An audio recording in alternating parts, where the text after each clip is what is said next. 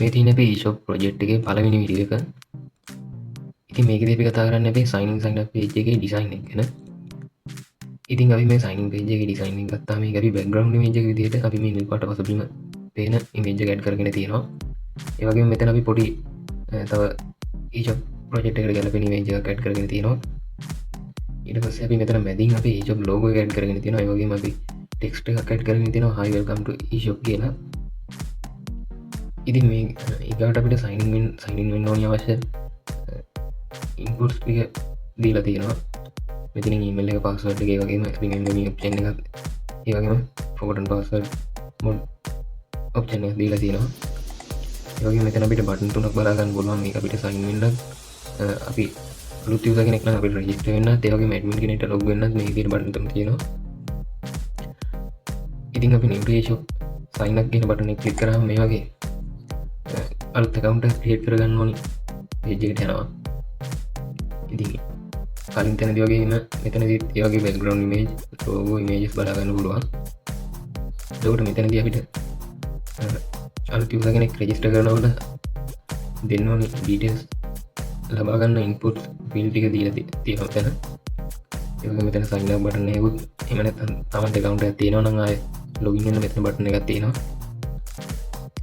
ඒ වගේම මෙතන gender add කරන්න අපි මේ විදිහට පාවිච්චි කරලා තියෙනවා.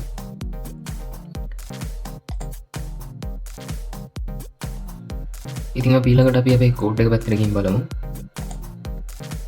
මෙතනදී අපිට අපේ HTML කෝඩ් එකත් අපි ස්ටයිල් වලට පාවිච්චි කරපු ස්ටයිල් කෝඩ් එකත් ඒ වගේම ඇනිමේෂන් කරන්න පාවිච්චි කරපු ස්ක්‍රිප්ට් කෝඩ් එකත් මේ විදිහට අපි බලා ගන්න පුළුවන්.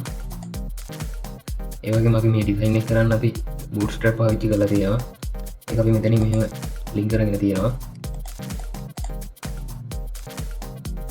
ඉතින් අපි මේකේ පල්ලෙහාට ගියොත් මෙතනින් අපිට අපේ සයිනින් බොක්ස් එක බලා ගන්න පුළුවන්.